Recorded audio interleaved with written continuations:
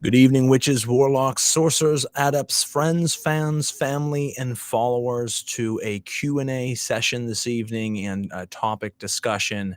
Had a free evening on a Thursday without a radio show. We were originally supposed to start Celestial Oddities last, 2 weeks ago, and then we were going to reschedule it to this evening. But unfortunately, there's some things going on personally within some of the crew for the show, and we've delayed that a little bit. So instead of not having anything this evening, I figured I would jump on here. If anybody wants to join me, then we can do some Q&A, question and answers. We can pick different discussions and topics and just kind of, shoot the shit a little bit between each other and see how it goes. If people tune in, great.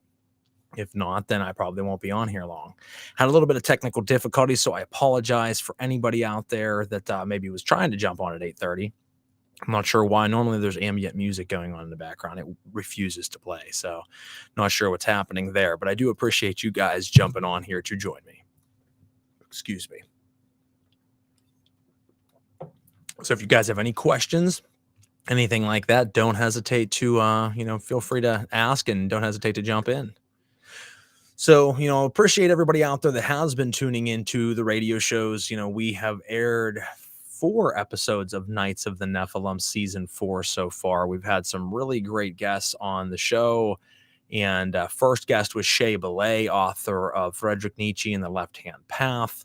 Our second guest was Matthew Venus from Spiritus Arcanum Witchcraft Shop in Massachusetts. Then we had the infamous Lon Milo Duquette for episode 3 of season 4. And then this past week, we had John Vermillion, author of Asaya Kaluxa, Zachiel, the Stargate of Christ, and his new book, Azaziel, the Book of the Fallen. So we had a really great conversation, kind of deep diving into ET intelligences and a lot of other fun stuff. So, we had a lot of fun on that episode. If you've heard them or if you haven't heard them, make sure you check them out, share them around. We would really appreciate it. We air our shows everywhere from iTunes to iHeartRadio, Spotify, Deezer, Spreaker, Castbox, Google, YouTube, Facebook, Instagram, and everywhere in between. So listen where you feel most comfortable, but by clicking the like, share, and follow buttons, it moves us up the podcast community rankings, allows more people to discover the show, keeps you in loop with new episodes as they air, and gives you unfiltered access to our past archives. And I'm always trying to bring you great new content, whether it's Celestial Oddities, Paranormal Guys podcast, Knights of the Nephilim, whether it be, evidence releases or discussions and teachings that I do, always trying to bring you something new and fresh. And I'm always up for ideas as well. I am going to start using this platform here, this video side of things that we started here on season 4, as a way to do teachings. So I will be doing different classes and different sermons and things on here that people can attend and be a part of. I think that that'll be fun and interactive and give you guys something a little bit different. I'll be doing classes on Solomonic magic, doing classes on astral temples, Kabbalism, and witchcraft, and much, much more as time goes on, as time allows. I have a great release I want to put out coming up sometime, talking about some apocalyptic events that are taking place and what that could mean and how these have been talked about in scripture and in other ancient books, kind of foretelling things going on currently and where that lines up with multiple other texts and things that are happening right now. So I think that'll be a fun release. I haven't had time to get it done. That's the hardest thing for me, is with everything else going on. It's really hard to find hours of time aside from that to teach classes and make content of a academic sense. And I'm trying to do that. It's just really tough. So stick with me on it. Your support means a lot. And I do plan on releasing several classes and several meetups where we can all get together. There's also something in the works right now. I hate to let too much out of the bag, but I'm working on the Council of Cobras. The Council of Cobras will be a council of roughly 5 or 6 of the biggest names in Satanism and the Left-Hand Path right now, where we get together a couple times a year here on the internet, video-wise, radio-wise, so that you can ask questions and be a part of a discussion with different influential characters in the occult on the Left-Hand Path side of things, and we can all just get together kind of for a conference online and be free of charge to you guys and have some really great, people on there. So that is a plan that I'm working on. Haven't fully put that together yet, but it is in the works. It's a shame the damn music isn't working because it's really strange just hearing silence. Okay. The Black Magician says, would it be cool to discuss the good point of the ONA, such as encouragement to be involved in challenging situations and let danger be an initiative process? I mean, I don't have much influence or knowledge of the Order of Nine Angles, so I can't really speak much on that. But let me read that again just to see what your question was. Such as encouragement to be involved in challenging situations and let danger be an initiative process. Danger can be an initiative process. I mean, in a lot of different dark arts or left-hand path workings, I think danger has to be a part of it. There has to be a point where you go all in. So there's a point where you're summoning different beings and working different workings, and you're going to darker and darker territories, but you're still holding back because you're scared or you're hesitant. There has to be a point. Well, there doesn't have to be, but there will become a point where you have to decide, okay, I found my niche and I kind of stay back from here, or I don't go any farther, or do I go all in and face my fear? Now, that's what I would say as far as facing fear and facing danger in that sense, to really put caution to the wind. Now, I don't follow the ONA, so I can't speak on some of their modalities of mindset and some of the things that I've heard about them over the years. I don't know, so I can't really comment much on that. I'm not really about terrorism of any sort or bigotry of any sort or racism of any sort, so I can't speak to any of those topics. And I know a lot of ONA people will say, well, that's not what it's about, and that's fine if it's not for those folks, but I know it heavily is as well, and that's not really my bag, so can't speak on that either. But they do have some great workings and theories behind them, a lot of resonance with anti-cosmic Satanism, which is something I certainly resonate with, anti-cosmic, acosmic, magic. So kind of in the wheelhouse, just on a separate street.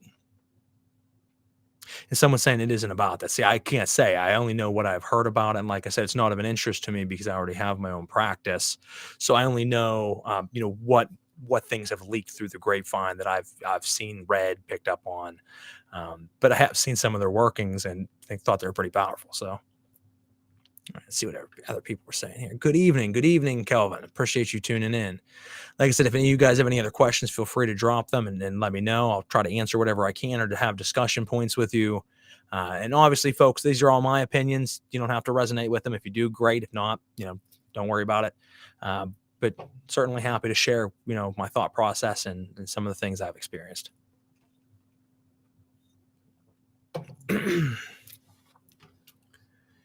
Talking about acosmic and anti-cosmic workings, if you guys are into that path, I would suggest checking out a book called Liber Tiamat. Phenomenal. Got it recently. I thought it was sitting over there, but it's not. Very good book on looking at that perspective from a Mesopotamian standpoint of Tiamat and Apsu and Marduk and Enlil and Enki. Looking at it, I was actually having a conversation about this or an argument with someone earlier, and I was bringing this up, but it really ties those aspects in, which is actually pretty powerful. Do I think that the anti-cosmic stance is realistic in light of our natural enjoyment of life? I think it's a challenge because I heavily resonate with the fact that I believe that there's a primordial source, and you can name it many different things: the all, the one, ein, whatever name resonates with you. There is something that at one point in time was vast nothingness of all possibilities.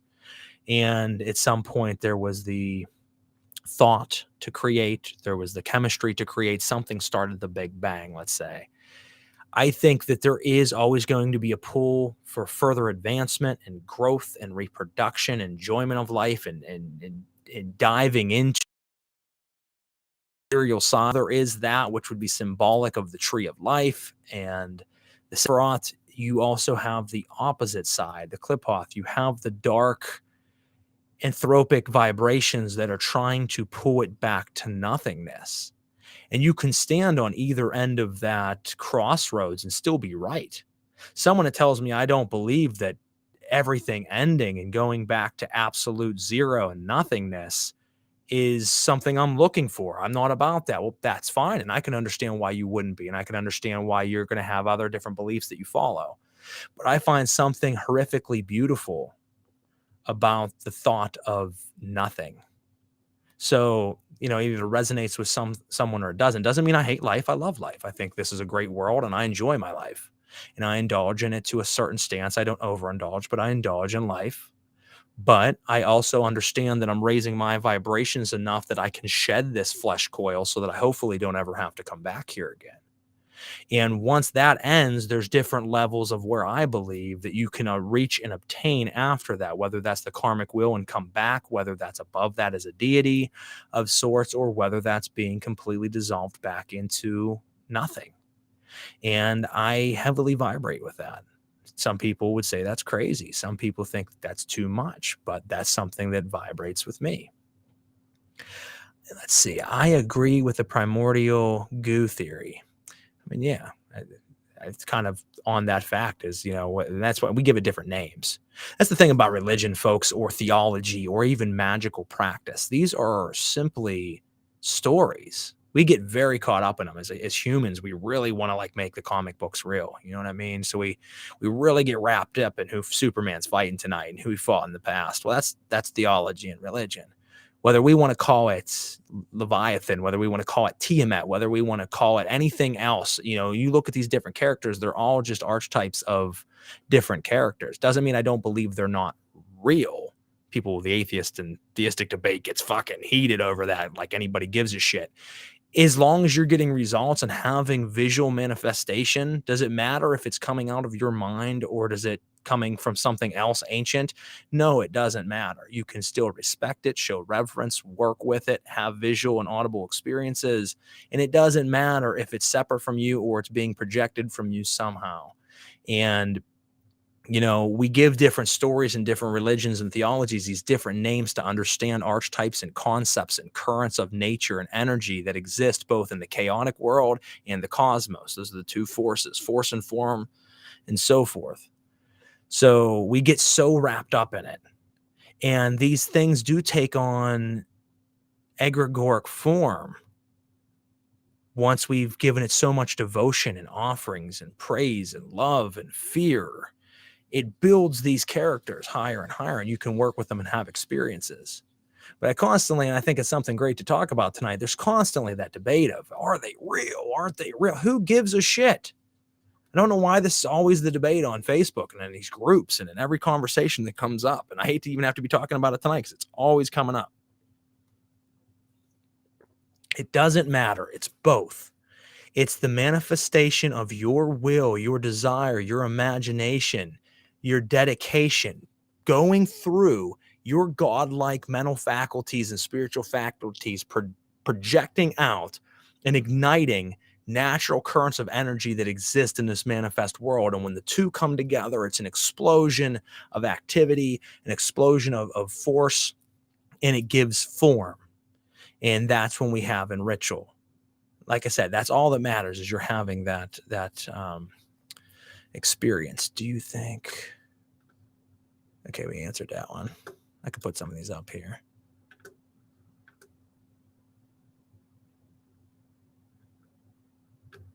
Okay, we answered that one.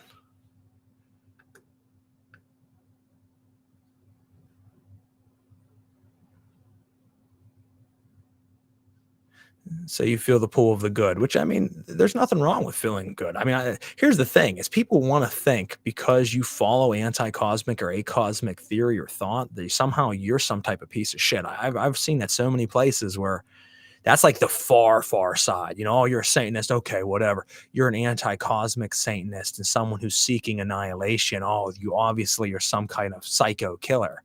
Not at all. I help anybody that I can. I'm a very nice guy and I'm kind to people, but I just happen to have a very specific stance and viewpoint on things. But we always tend to associate them together. You're into dark work, you're into dark things in life. No, I'm not. So I can understand wanting to do good and help people and be a part of that. I think while you're here, you should live the best life you can. It's like Groundhog Day. You should live the best life you can to not come back. So that life might be 20, 30, 100 lifetimes. And throughout that, we're starting over each time. And we're doing it until we do the day right or the life right, and also reach specific levels of spiritual height so that when we do shed the skin, we don't come back for another carnation, like reincarnation, like I said. Okay, how about the idea of human transcendence without abandonment of our microcosmic image of the macrocosm? As humans, we stand in multiple planes. Should our transcendence involve abandonment of those? It depends on your practice. A lot of times, as we just said, dissolving everything and fully disappearing would be, in some acosmic circles, the ultimate goal, just absolute nothingness. You don't exist as a character, as an ego, as a psyche, as a spirit. You are gone. You are fully annihilated. It's also very similar to some versions and beliefs in Christianity as well. So it's kind of funny when you look at the really dark side of Satanism and anti-cosmic Satanism theory. It's actually very similar to the ultimate vision of a lot of Christians, where you make it to heaven and you're fully absorbed. Heaven isn't a place with your friends. It's a full encompassing swallow of reality. When you look at them, it's just looking at the same principle in two different lights. It's whatever gets you to where you want to be. Now, there are practices that I've heard of keeping the ego and carrying the psyche and the character and your viewpoints in mind and mental faculties with you upon death. Not as a ghost or a phantom or shade, but as someone who reaches past that and actually carries that with you to a higher realm, and you are still you, but in spirit. I don't know. Obviously, I'm not dead right now. I'm here. So I can't say as to whether or not that's a possibility. I've heard about that. In fact, we talked about that slightly last week on our episode with John Vermillion. He had mentioned the fact that there is practices that you can carry your ego with you, your psyche, your character with you to higher realms. I don't know. And there's Buddhist and Hindu, different passages that talk about that as well. I don't know if I'd want to do that. I enjoy who I am. I like myself. You should love yourself. But I'm not caught up in who I am. And that's a big important thing that a lot of practitioners need to learn, because no matter who you are, until you reach a certain level of your practice, you are wrapped up in the character that you believe you are. And there has to be a point where you peel that back and still wear it, but can see the division between who you really are and who you've been playing, and realize it is a costume. You can wear that costume and that's fine. But you need to see that division to fully absorb the fact that that is not who you really are. It's just who you're playing. And would you want to carry that with you forever? I mean, maybe 50 years, 100 years more, 200, 300 years more. But what happens 3,000 years from now if you're still you? 3,000 years from now, I'm still Frater Crow. I'm still this persona. I'm still this person. I don't know. I love myself, but I don't know if I love myself that much. I would like to see what I am without the restraint of mental faculty. The key to immortality is first living. How does that happen? Is first living a life worth remembering. Bruce Lee.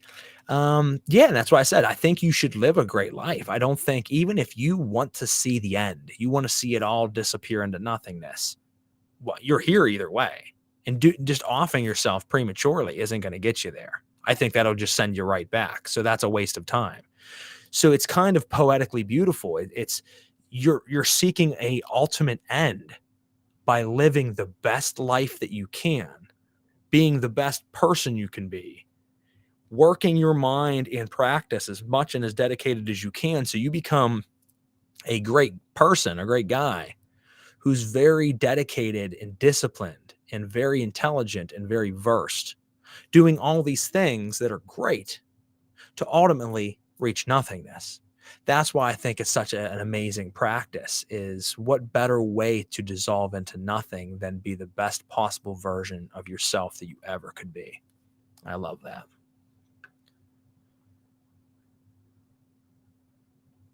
One cannot deny source. That is who gives a poop. Crawley. I don't think they hear you, Kelvin. I'm not hearing anything. Excellent channel. He's almost there. Find me one day, Kelvin. I'm not sure who's talking to who about what. Oh, there's okay. I'm getting comments that weren't coming in. The key to immortality is first living a good life. Yeah, I'm seeing those comments now. I think there's a delay. I really enjoy learning from you, by the way, just trying to develop my own opinions on these issues. No, I appreciate that, man. I don't claim to tell everyone that I am the all-seeing eye, that I am some guru. I'm not. As I tell everybody, I am a student on his first day, just learning like everybody else. And I look forward to getting started. And I think that's the mentality people should keep, no matter how far along your path, how muchly and transcendently through your mind and through meditation and your practices. It doesn't matter because you should always be looking at it like, I should know more. I can be better and I can go further, and keep doing that each and every day and stay humble while you're doing it. So I love to teach. Am I the greatest teacher? No. Do I know everything? No. Do I make mistakes? Yes. But do I admit to those mistakes and always try to continue to grow and be able to teach better lessons and more information? Absolutely. And like I said, I give my version of reality, how I see life, how I've experienced it and practice it. Does it make it right? No. But does it make it wrong? Absolutely not. So I'm glad you guys, resonate with that.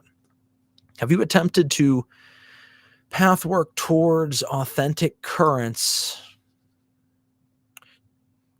as opposed to particular entities? I'm trying to experiment in this regard. Absolutely. That's been a huge part of my work, in fact. So doing the Sitra Arcane work, the dark clipoth is the dark side of the tree. I've worked with entities on that tree, and I've also worked with the realms and pathways between those kingdoms of the tree. And by doing specific practices, by doing specific workings within the tree, I have experienced what I would call an individual entity or thought form that has come forth that I've interacted with and had great experience with. But I've also had experiences where I wasn't working with any specific entity, and there was just a resonance where I feel like every time you astrally travel to these realms and come back, you're coming back with a metaphysical condensation on you. So you're never the same. Each and every time you have more and more of this condensation on you. You can try to cleanse it off, and you should ground and do all these other things. You have to, get off what you can, but it will seep in. You're going to be covered in it. Some seeps in, some washes off. Some seeps in, some wash off. You can't take too much at one time, but over time it seeps into you and it does change you. So working with the currents directly rather than any specific deific mask, I think is very, very important. But I think one should also work with the faces. And we've talked about deific masks before. I mean, that's really how I relate reality as far as working with spirits, is there are many different tributaries that run to the same rivers, that run to the same oceans. So you're working with different essences of the same primordial makeup. We just give it different names, different backstories.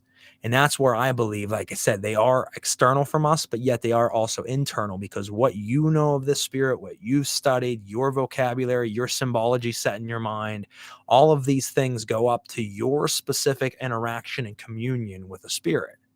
So that means that everybody's interaction with a spirit is tailor-made to themselves.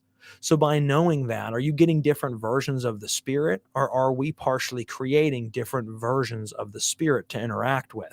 I would have to go with the latter of the two, because it goes off of what you know. If it's outside of you, it can teach you things, and it always does.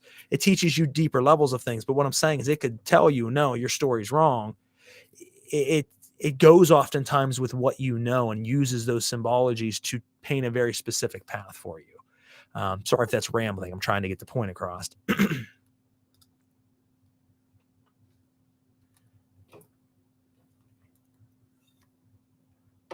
If you guys do like the show, I'm going to do a selfless plug real quick. If you guys do like the show, don't hesitate to take a picture of the CR code, and donate $1, donate $10, donate $1,000, whatever you want to give. I would appreciate it, because your support gets me to each and every episode, and your coffee gets me through each and every day, and I appreciate that. So it shows a lot, for people out there listening. There is a lot of time involved in this. Like I said, I have classes on Solomon and black magic and all kinds of different stuff I want to do coming up, on top of everything else going on in life, with my other radio shows, with my paranormal team, with my family and my career.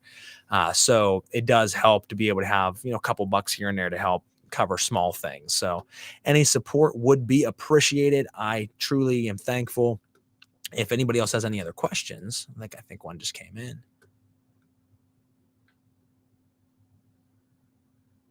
So what's the deal? Traditionally, is Samael an unfallen angel or a fallen demon? Traditionally. Well, the thing is, that would go to what you want him to be. That's what I'm saying, is we get too caught up in these stories. We have to fucking let these stories go. I'm a mystic, and I'm someone who loves theology, and I've studied it, and I'm going to school for a degree in mysticism. So I understand getting wrapped up in the stories, but you also have to unravel yourself from the stories from time to time as well, because Samael can be a fallen angel. He can be something that's an archetype beyond that. He can be whatever you want him to be, because there are different stories. You can go by Christian perspective, Abrahamic perspective. You can compare him to other, deities in history that they share similar traits, and say, well, Samael is a version of Abaddon, is a certain version, and you can start naming different things. It's tailorable to you. That's what I'm saying, is some people seen Lucifer. Let's use Lucifer, for example. People have been summoning and conjuring Lucifer for thousands of years, and having powerful experiences and having tailor-made individual experiences, only for one to dig deep enough and learn that Lucifer never existed. The name was a mistranslation, completely blown out of proportion. It was never a being. It was talking about a human being king.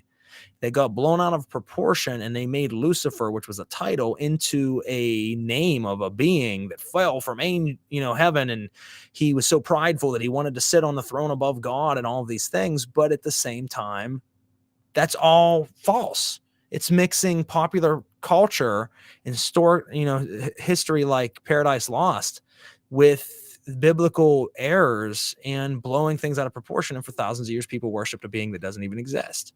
So when you ask what version of Samael, or what is the truth behind Samael, does it matter? Because these people over the years have been convinced they're working with Lucifer and having mind-bending experiences, transcendent, alchemical, spiritual experiences. They're having manifestations and saying they're visually seeing a spirit evoked to evocation, evoked to a material manifestation. I'm not saying they're not, but they're also not working with a real character. But then that defines what is real. If you can do that and all that happens, is he any less real than a character that we read from an old script that just says Samael? And if it wasn't for that script, we wouldn't even know who that being is. So I could make up a script right now and make it very convincing. In 2,000 years, they believe it was one of our gods. And people start to summon them in a ritual circle and have experiences, because you're bringing egregoric thought forms to life and you're summoning them. And over time, they become more powerful, and they tap into your own subconscious and reality, and they can morph and change your reality. So it doesn't really matter at the end of the day. There's different resonances, there's different purities, there's different strengths of your ritual and how powerful it's going to be to someone else's. But that also goes by what lunar phase you're using, which energies are natural, what time of day you're doing it, what mindset you're in, what substances you're using for your incenses. All of these things go into what? Affecting stimuli that changes your perception of reality, so that you can tap into these deeper levels of yourself, these characters, these egregores, these stories that help define natural forces, so that we can understand them in visual storytelling, which human beings love, and bring it to life in an obscure and dark and spooky way. Especially the left-hand path. You have a lot of people that live this character, not only their ego, but they build this other ego where, like, oh, I'm a dark, spooky, necromantic, goetic sorcerer. That's fucking great. Who cares? You know what I mean? Like, you want to tell all these people this and make this big deal out of it, but no one else in the world gives a shit other than you. It's this dark, spooky, like, cape that you throw on, and now you're a fucking supervillain.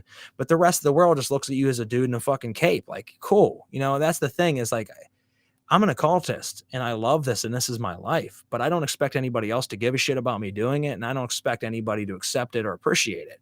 Doesn't matter. It's for me, it's religion. That's one thing you can say. A lot of Christians are judgmental, sure, but there's a lot of Christians that just go to church, they live their religious life, and they don't say shit to anybody. And they don't care if anybody else cares or doesn't care. It's just that's a part of their daily routine or weekly routine, like waking up and taking a shit, getting a shower and eating. You know, but I've noticed people on the left-hand path, they start to get any type of power or any type of manifestation in their rituals. And they got to like tell the world about it and gloat about it. And all of a sudden they're a fucking, you know, magi. And they're, you know, it's ridiculous. It should just be something that's a part of your day. I do radio shows and talk to people and entertain because I like to, and I'll give teachings when I can. But you don't show me showing a lot of my personal practice and also talking like a piece of shit. You know what I mean? Some people take me as arrogant sometimes or cocky. No, it's that I so much don't care about what the fuck people think about what I do that it makes it seem like I'm some arrogant prick, and I'm not. It's just the fact that I am free with what I do, and I broke past those characters. And I think there's a lot of people in the left-hand path that need to break past that point. It's okay to make that character for yourself, that magical alter ego. Okay. But it's another thing to get wrapped up in it. You have to get past that. It's just a part of who you are. It's like eating cereal in the morning. Just do it. Do it just like anything else you do. It becomes a part of you. It's not this separate ooky spooky weekend warrior thing. It becomes a part of your daily genetic fabric of your reality. Hey, what's up, James? What's up, John? Thank you guys for tuning in. I'm just bullshitting this evening, so nothing particular, just rattling on. If you missed our episode, me and John Vermillion last week, check it out. Great episode. Like I said earlier, the volume something weird. He was 20% higher than me on volume. He was peaking on his end on his meter, and then somehow whenever the recording played back afterwards and we listened, he was like half the volume of me. I don't even know how the hell that worked. It's the first time that's happened. So bear with us if you listen to the episode. It's a little quiet on one end, but you can still hear, and it's still a fantastic episode. Make sure you check out all the info John dropped on us. We got very alien, and I loved it. Sorry about that, guys. I'm swigging this beer and it's making a lot of sounds. All right. Anything else anybody's asking?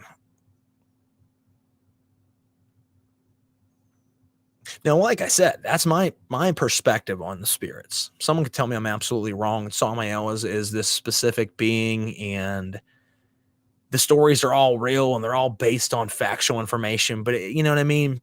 You have to step aside from that when we talk about angels and demons fighting and falling from heaven. When we talk about these different theories, they're battles of things beyond our normal comprehension. What we believe is angels and demons fighting could be races of, as being John talked about, it could be races of alien beings fighting once upon a time. And the way that we understood it, and it was passed down to us, is that there's these angelic spiritual beings fighting these dark, deep demon beings and waging war and so forth. That could be true, or it could be actual physical beings battling in space, you know, and that's how we tell the tale. And over time, and just things get diluted. It's like telephone. You tell one person, they tell 20 others, and it's a different story. So that could be. Man, I'll tell you what, as soon as you warn others of delusion and its possibility, they don't want to hear about it. We are getting a lot of dark fluff lately. The problem is, once again, my opinion, and I'm not sure which way you're directing that comment as far as like your scope of a lot of fluff. But what I would say I experience a lot of fluff is there's a lot of fucking material coming out right now. But that's also a good thing. As bad as it is to have a lot of garbage out there and a lot of people that aren't real practitioners talking a big game, it also helps because it awakens a lot of people who are. So if you think of all the bullshit that's been put out over the last 2 decades, let's just go with the last decade. a lot of it's garbage and a lot of it might mislead someone, but that same person that was misled might also find themselves back on track and become someone who's very avid in occultism and write their own books or just have their own amazing experiences and change things in this world. So we have to look at the good with the bad. I mean, there is a lot of stuff right now. I've read a lot of books. I don't read a lot of modern books, but I read a lot of books where some of the stuff in there, I feel like it's absolutely UPG, unverified personal gnosis, where, and that's okay in some cases, but I feel like people were just fully just unleashing fantasy into a book that isn't going to work for most anybody else. It might have worked for you. Maybe you found a way to tap into whatever, but it doesn't mean other people will. The thing about magic is your rituals that you're doing and releasing to the world should be tried and tested from others. It can't be that it just worked for you 100 times in a row and you believe that that's going to be the case for everybody else. You should have other practitioners, trying your work before you release it to the public and doing different things to make sure they're tapping into the same mind states, having similar experiences to know that that's been synthesized down to a science. And you can release a book and say, if you do this and you're sincere about it and do it properly, 9 out of 10 chances you're going to have an experience. That's not the case with a lot of material and books coming out. There's a lot of people releasing material that 10 out of 10 people trying that material aren't having shit happen because it was something that only somehow worked for that practitioner. They're making it up, or they just tapped into some weird state of mind for themselves that only they can get into. It's one of those things.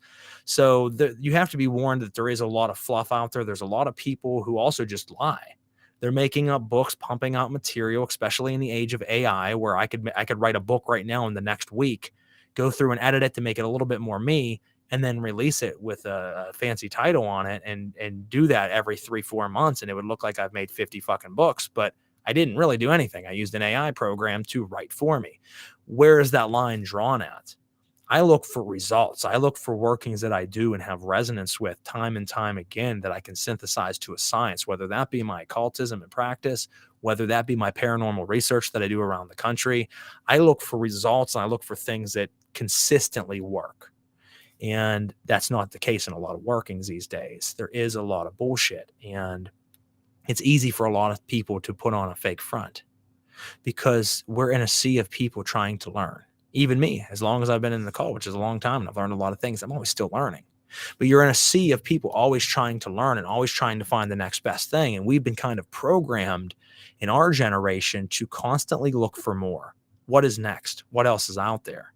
And what you'll notice is someone will start a practice and do it for a couple months. And then this new book comes out, or this new practice comes out, or they come across this new group or a group that's even existing that they never heard of, because we're constantly discovering new things. We're on that open space of mind where we consume, and we're finding all these different routes, and we're constantly, jumping ship to different practices and different methods.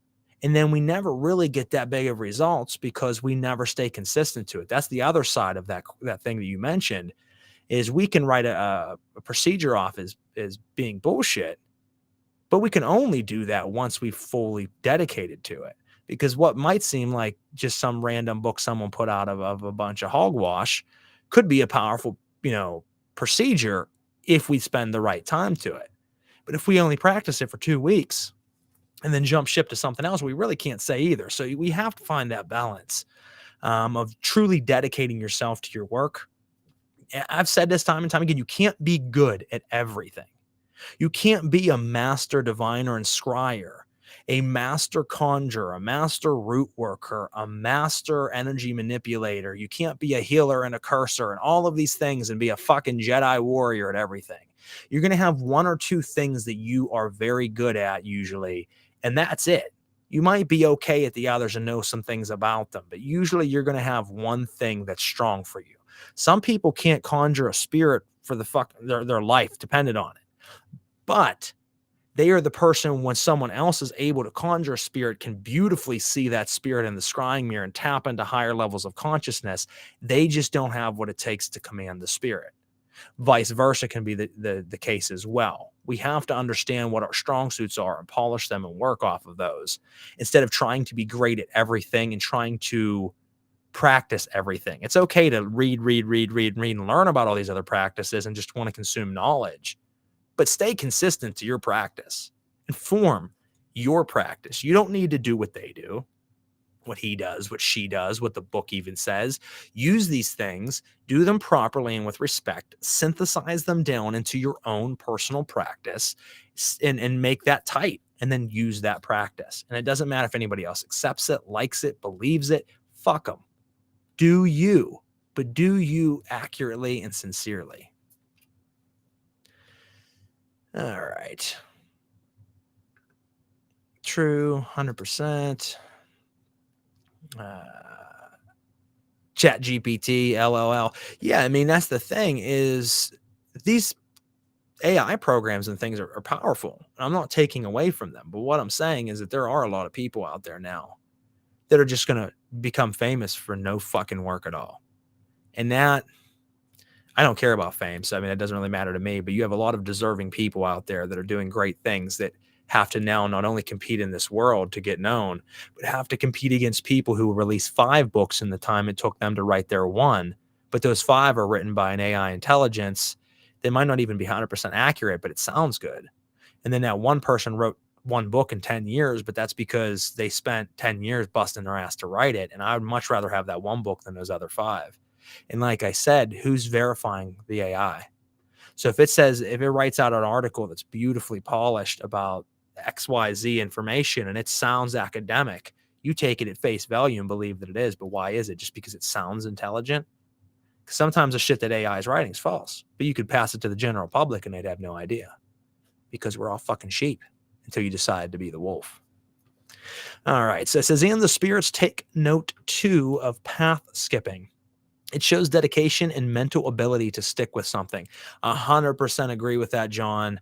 You have to stick with it, because let's say the spirits are external, then they do notice it.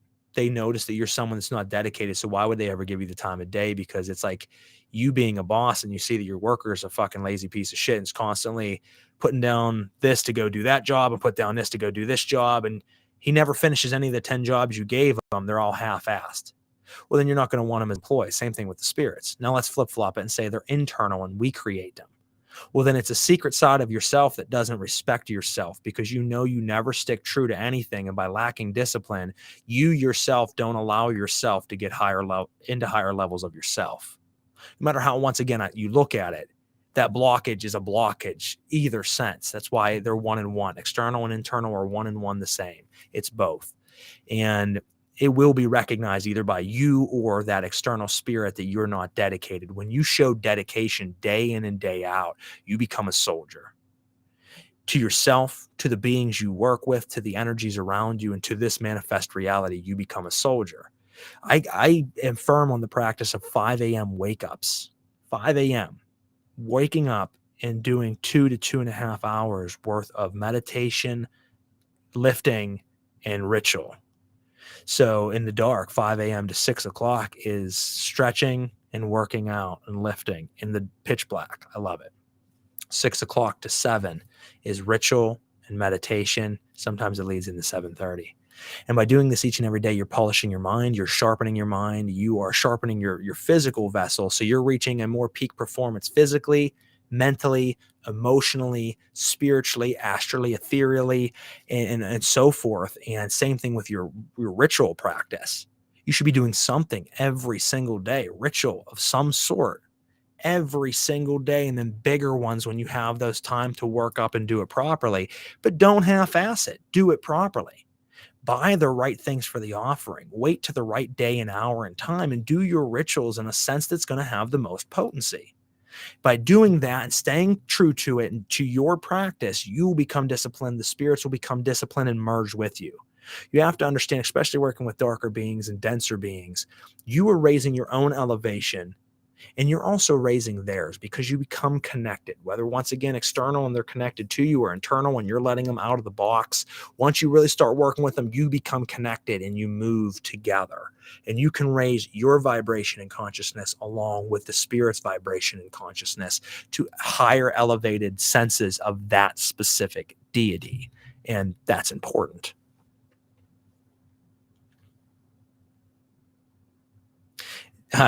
James said, "This place is cool. They should serve drinks and snacks." Yeah, man, come over. We'll set up a little popcorn stand over here, have a fountain machine, have a couple people in the background, and we'll just talk magic and mysticism. There's nothing better. A lot of people have a hard time just jumping on here and talking to themselves because you guys are all commenting and it's just me, but I can bullshit for hours. So, but what time do we got? I don't want to take up too much of your guys' time. It's 9:20, so I figured probably about a half an hour I'll stick with you, or 9:20, probably about an hour I'll stick with you guys and then jump off here, which we're getting pretty close to. So if any of you guys have any other questions, feel free to drop them. Oh, James, always a good party, man. I think you'd be fun to party with too, brother. I think we'd have a good time. So we'll have to make it happen sometime. Things to look forward to coming up, guys. Next week we have Augustine Morier from the Abysmal Serpent Satanic Coven going to be coming on Nights of the Nephilim and talking to him about his practice, his belief, and things that are going on in his life. In the next couple of weeks, we'll be launching Celestial Oddities Paranormal Guys with Russian sleep experiments is our first episode. We have some new intros, some commercials, some visuals, some artwork, a bunch of stuff coming out with that show. Me and my partner, Daniel James, having a great time on the show together. So I can't wait to get back to season 4. And like I said, teachings and classes and all kinds of stuff fun coming up here in the very near future. A simple night practice. If you don't have time, do a 10-minute meditation. Path work to a spirit and write whatever you see and hear. So Alistair Nocht, a friend of mine and owner and operator of, why did I just go blank? It's one of those moments where you just fucking instantly go absolutely blank. What the hell is the name of his coven? Magnum Opus. Magnum Opus Satanic Coven. It was like one of those brain fart moments.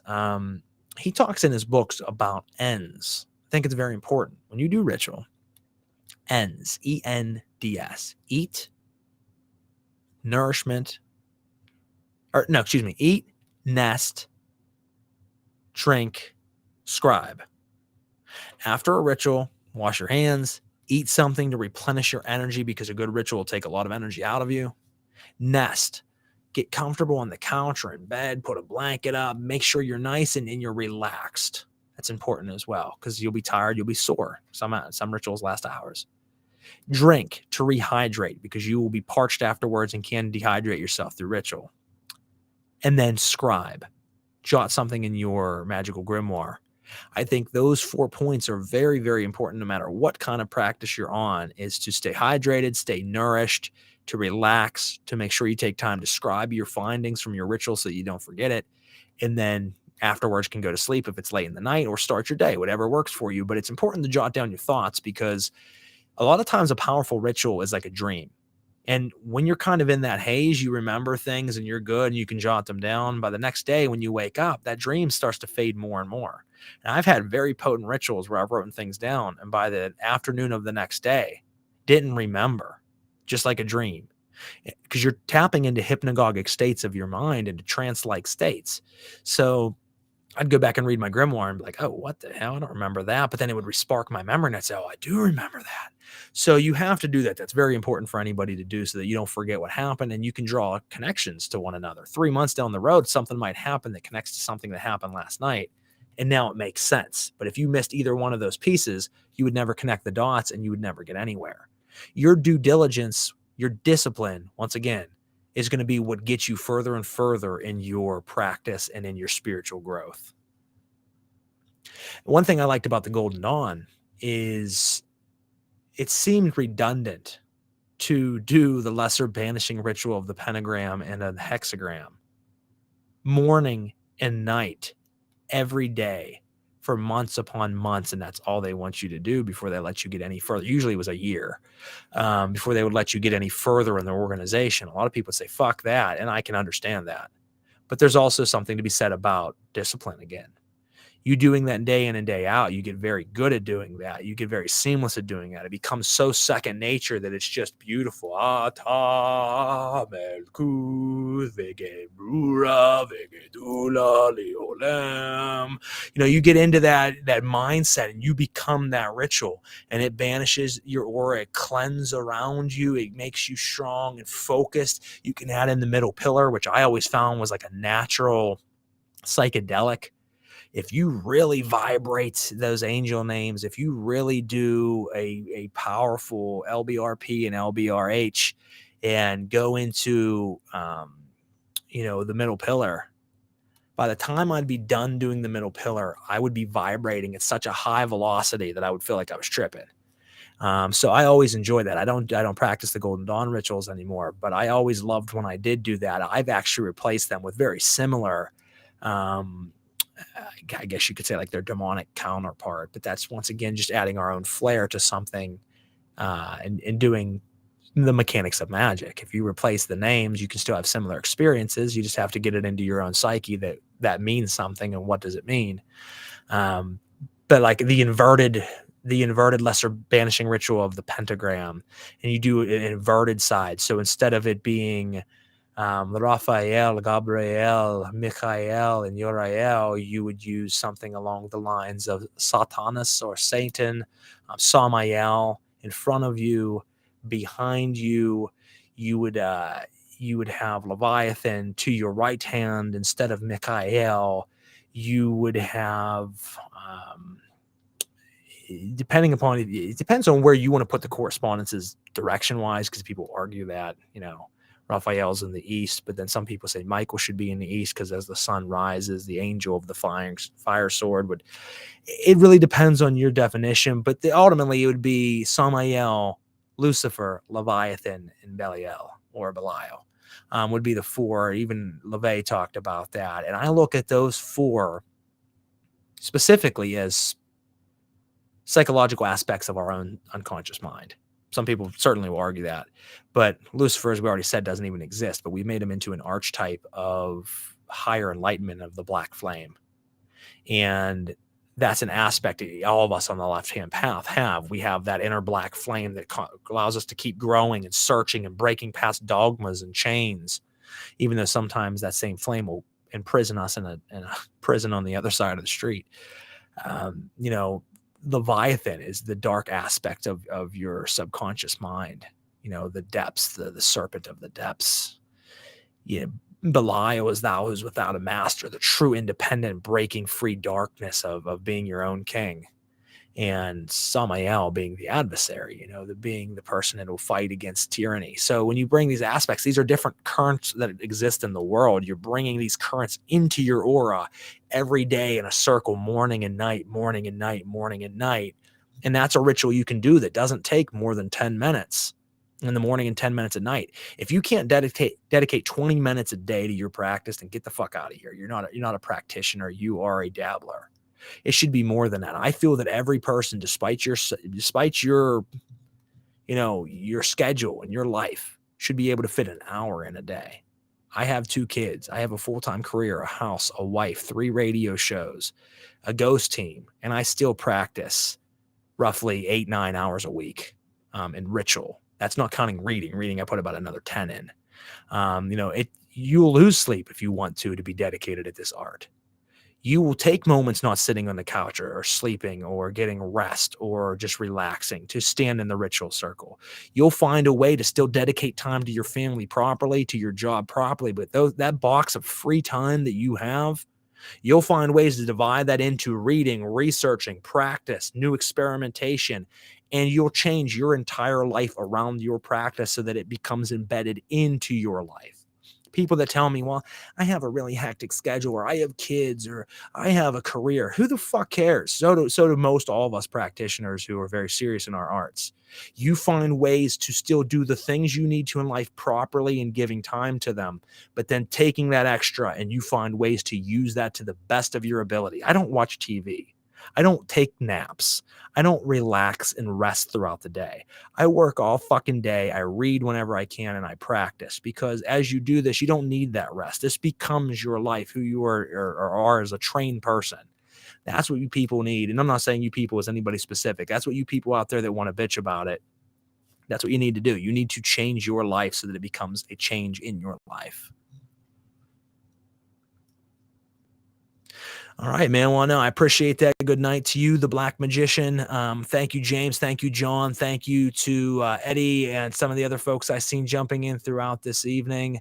Like I said, I'll leave this up for anybody who gets anything out of it. I just wanted to, talk to you guys this evening. I look forward to my Thursday night videos and radio. And then if I'm not doing them, it's going to be nights that I spend talking to you guys or putting out some type of class. So I'm glad we could just kind of jump into this tonight impromptu and just go over a few things. Once again, if you appreciate what I do, what I'm putting out there, and you want to support the show, there's a QR code. You can jump in and throw $1, throw $5, whatever's comfortable for you. 50 cents, I don't give a shit. That does go a long way, probably a lot further than you guys realize. I appreciate it. And catch us next Thursday with Augustine Moria from the Abysmal Serpent Satanic Coven on Knights of the Nephilim. And a bunch of releases from the paranormal team of mine, Celestial Oddities Paraseekers, coming up. Next week, we do our first investigation this year as a team. I've done a few independently. I have one with another group tomorrow night, and we have eight more before the end of the year. So stay tuned to that. And other than that, guys, I really appreciate you guys. Great stuff, man. Thank you, Ken. I appreciate that. Thank you, Merrick, for jumping in. And I appreciate you guys. And we will see you next time here on Celestial Oddities Radio and Knights of the Nephilim Radio. Take care.